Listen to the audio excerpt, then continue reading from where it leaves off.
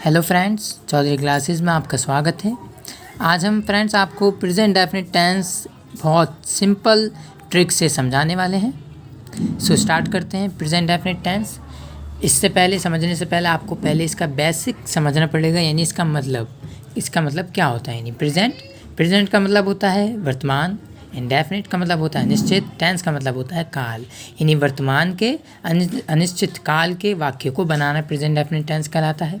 इसमें सबसे पहले कुछ रूल हैं, यानी आपको पता है कि जैसे फार्मूलाज होते हैं मैथ्स में ज़्यादातर कि आप फार्मूला लगा के सवाल को बना देते हैं, वैसे ही हम प्रेजेंट डेफिनिट टेंस में भी हम आपको फार्मूलाज बताएंगे और फार्मूलाज के अकॉर्डिंग आप सेंटेंस को अच्छी तरह से बना पाएंगे। तो चलो स्टार्ट करते हैं। हम सबसे पहले सेंटेंस लेते हैं अफर्मेटिव, यानी अफर्मेटिव का रूल हम आपको बताते हैं।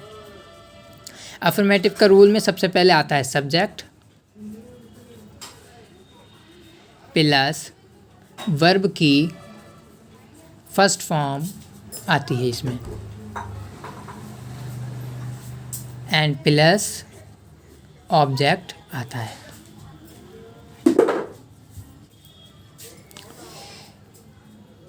इसमें दो सब्जेक्ट होते हैं, जैसे कोई भी अफर्मेटिव सेंटेंस में या नेगेटिव या इंट्रोगेटिव में दो सब्जेक्ट हो सकते हैं, एक सिंगुलर एंड प्लूरल। तो अफर्मेटिव में ये विशेष ध्यान देना पड़ता है कि अगर सिंगुलर सब्जेक्ट है तो सिंगुलर सब्जेक्ट के साथ उसकी जो वर्ब की फर्स्ट फॉर्म होती है उसमें हम एस या ईएस लगाते हैं, और प्लूरल सब्जेक्ट होता है तो हम सब्जेक्ट प्लस वर्ब की फर्स्ट फॉर्म में एस या ईएस नहीं लगाते हैं।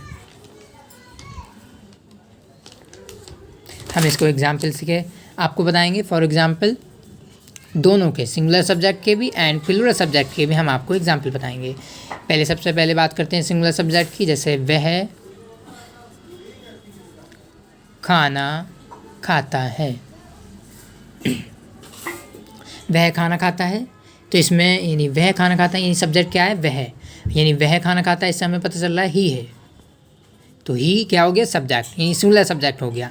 सब्जेक्ट के बाद अब फॉर्मूले में हमें क्या कह रहा है, अफर्मेटिव फॉर्मूले में क्या कह रहा है कि वर्ब की फर्स्ट फॉर्म, यानी सब्जेक्ट के बाद ही के बाद वर्ब की फर्स्ट फॉर्म। वर्ब मीन्स यानी एक्शन क्या है, यानी खाता, और खाते की क्या होती है ईट, तो ही ईट। अब ईट के बाद हमें ये देखना है कि इस सेंटेंस में सब्जेक्ट सिंगुलर है या प्लूरल। तो हमारा ही जो है वो सिंगुलर सब्जेक्ट होता है, और जब सिंगुलर सब्जेक्ट होता है तो उसकी वर्ब की फर्स्ट फॉर्म में एस या ईएस लगाते हैं। तो ही के बाद ईट में हम एस लगाएंगे। ये हम वीडियो के लास्ट में बताएंगे कि एस कहाँ आता है और कहाँ ईएस का यूज़ होता है। तो he eats the food and sentence finish. तो ही ईट्स द फूड, वह खाना खाता है। अब हम आपको एग्जाम्पल बताएंगे नेक्स्ट, यानी प्लूरल सब्जेक्ट का, कि मैं चाय पीता हूँ।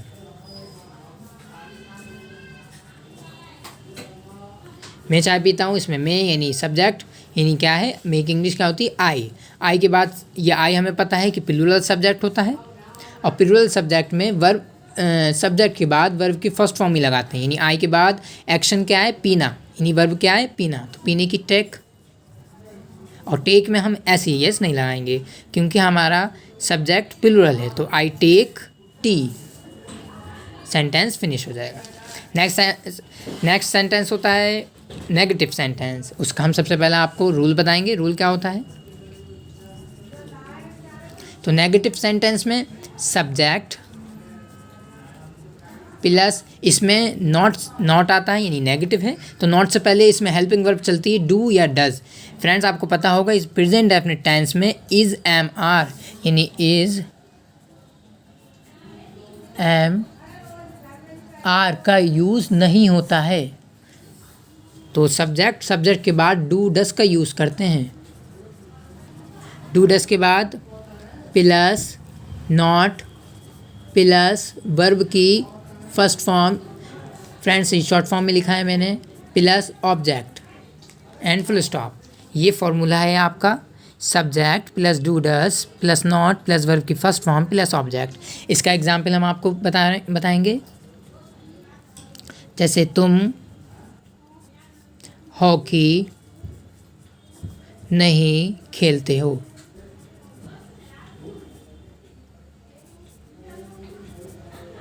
तो तुम हॉकी नहीं खेलते हो, इसमें सब्जेक्ट सबसे पहले बनाएंगे फॉर्मूले से। फॉर्मूला क्या है? सब्जेक्ट। तो सब्जेक्ट हमारा क्या है? तुम, यानी तुम की Y O U. You English होती है, यू के बाद डू डस का यूज़ करेंगे। तो यू हमारा प्लूरल है और प्लूरल के साथ डू आता है। ये आपको नहीं पता होगा तो मैं बता दूं कि सिंगुलर सब्जेक्ट के साथ डज लगाते हैं एंड प्लूरल के साथ डू लगाते हैं। तो हमारा तुम क्या है? यू क्या है? प्लूरल। तो प्लूरल के साथ डू लगाएंगे। तो यू डू के बाद हमारा नॉट आएगा, तो यू डू नॉट। नॉट के बाद हमारा क्या कह रहा है? वर्ब की फर्स्ट फॉर्म। तो वर्ब क्या है हमारा? खेलना, यानी प्ले। इसकी प्ले यानी फर्स्ट फॉर्म आएगी। You do not play a hockey. A hockey या द हॉकी भी हम कर सकते हैं। You do not play a hockey या play the hockey. Next example कि वह अपना पाठ याद नहीं करती है। तो इसमें सबसे पहले हम इंग्लिश बनाएंगे सब्जेक्ट। यानी सब्जेक्ट क्या है? वह। और वह अपना पार्ट याद नहीं करती, इससे हमें पता चल रहा है शी है। तो शी, और शी क्या है? Singular subject. हमें अभी पहले बताया कि सिंगुलर सब्जेक्ट के साथ डज का यूज़ करते हैं। तो शी डज नॉट। एक्शन क्या है? याद करना, यानी लर्न। और शी की अपनी की इंग्लिश होती है हर। पार्ट यानी लेसन। तो ये आप ये देख लो, she does not learn her lesson. Next sentence हम आपको बताएंगे इंट्रोगेटिव। और उससे समझाने से पहले हम आपको रूल्स समझाएंगे, नहीं इसका फॉर्मूला क्या होता है। तो इसमें फॉर्मूला सबसे पहले डू डज़ लगाते हैं, डू या डज़। फिर इसके बाद सब्जेक्ट प्लस, अगर नॉट है तो नॉट लगा देते हैं, वरना वर्ब की फर्स्ट फॉर्म आती है, plus object and question mark आता है।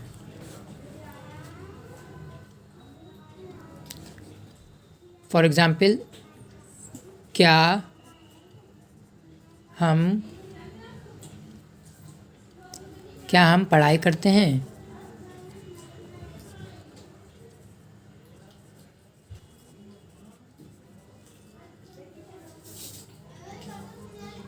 क्या हम पढ़ाई करते हैं? तो इसमें सबसे पहले हम क्या की इंग्लिश, या आपको हम बता दें कि जब क्या शब्द किसी सेंटेंस के स्टार्टिंग में आता है तो उसकी क्या की इंग्लिश व्हाट नहीं लगाते हैं, हेल्पिंग वर्ब लगाते हैं। और हेल्पिंग वर्ब जो भी सेंटेंस में क्या शब्द आया है उसके अकॉर्डिंग लगाते हैं। तो हमारा टेंस क्या चल रहा है? Present indefinite tense. तो उसमें हेल्पिंग वर्ब क्या चल रही है? Do does. तो डू डज लगाएंगे। अब ये हमें कैसे पता चलेगा कि क्या के लिए हम डू लगाएं या डज लगाएं? तो वो उसके सब्जेक्ट के अकॉर्डिंग पता चलेगा। तो सब्जेक्ट इसमें क्या है? हम। तो हम की इंग्लिश क्या होती है? वी। और वी प्लूरल है, तो हमने अभी बताया प्लूरल के साथ डू का प्रयोग करते हैं, तो डू आ जाएगा इसमें। क्या की इंग्लिश? डू लाएंगे। तो डू वी, पढ़ाई करने की, डू वी स्टडी। और स्टडी के बाद कोई हमारा ऑब्जेक्ट नहीं है, सिर्फ वर्ब है, तो यहीं पे हम स्टॉप कर देंगे इसे। नेक्स्ट एग्जाम्पल बता रहे हैं कि तुम क्यों रोते हो? तुम क्यों रोते हो? अब इसमें पहला सेंटेंस जो बताया हमने उसमें क्वेश्चन वर्ड नहीं था, क्वेश्चन वर्ड था तो क्या था, और वो सबसे पहले आया था। इसमें एक और क्वेश्चन वर्ड आया है क्यों, तो इसकी इंग्लिश हम पहले बनाएंगे। जो भी क्वेश्चन वर्ड होते हैं जो बीच में आते हैं उसकी इंग्लिश हम पहले बनाते हैं, क्यों। और क्यों की होती है इंग्लिश वाई। अब वाई के बाद डू डस का यूज़ करेंगे। डू डस में से क्या लगाएंगे इसमें, तो वो हमें पता चलेगा सब्जेक्ट के अकॉर्डिंग। तो सब्जेक्ट इसमें क्या है? तुम, और तुम की होती है यू, और यू के साथ आता है डू। तो वाई डू यू, रोने की क्राई,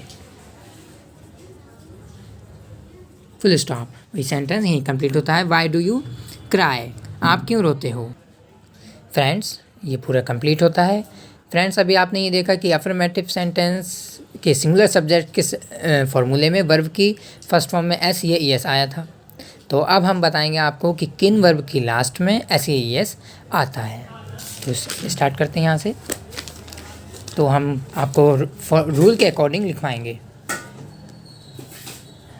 कि जिन वर्ब के लास्ट में सी एच एस एच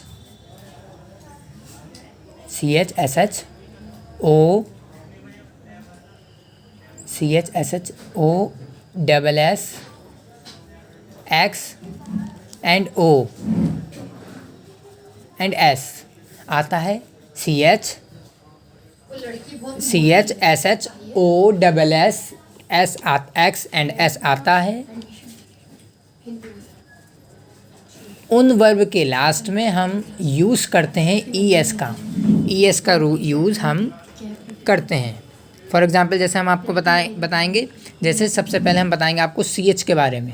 तो सी एच के लिए जैसे टीच, TEACH टीच।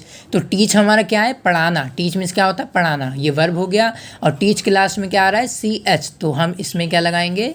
TEACHES लगा देंगे, तो टीचेस हो गया। नेक्स्ट SH के लिए हम एग्जाम्पल बताते हैं। जैसे SH के लिए PUSH पुश। पुश मीन्स धक्का देना। तो पुश के लास्ट में भी SH आ रहा है। हमने बताया जहाँ SH आता है वहाँ पर भी ES लगाते हैं। PUSHES pushes. नेक्स्ट O के लिए बताते हैं हम आपको। तो O के लिए जैसे फॉर एग्जांपल आपने सुना होगा GO गो मीन्स जाना। तो गो के लास्ट में O आ रहा है और जहाँ O आता है वहाँ ES का यूज़ हम करते हैं। तो क्या हो जाएगा? GOES गोस। इससे गोस बोलेंगे। नेक्स्ट डबल S के लिए बताते हैं। जैसे डबल S के लिए CROSS क्रॉस। और क्रॉस में डबल एस आ गया। जहाँ डबल एस आता है वहाँ पर भी ES का यूज़ करते हैं। तो CROSSES क्रॉसेस। यानी क्रॉस मीन्स का होता है पार करना। क्रॉस बोलते हैं रोड क्रॉस। तो क्रॉस मीन्स पार करना, तो रोड क्रॉसेस हो जाएगा। ऐसे हम S के लिए और X के लिए भी बहुत जो वर्ब होती हैं वो बहुत कम होती हैं। तो जहाँ पर आए वहाँ पर भी आप ES का यूज़ कर सकते हैं। ठीक है। तो आज की क्लास में हम आपको इतना ही बता। आज की क्लास हम यहीं फिनिश करते हैं। उम्मीद है आपको समझ में आया होगा। और जो भी प्रॉब्लम हो आप कमेंट बॉक्स में आप कमेंट करके बता सकते हैं। और आपसे रिक्वेस्ट है कि आप वीडियो को लाइक करें, शेयर करें एंड सब्सक्राइब करें अभी के अभी। And good bye.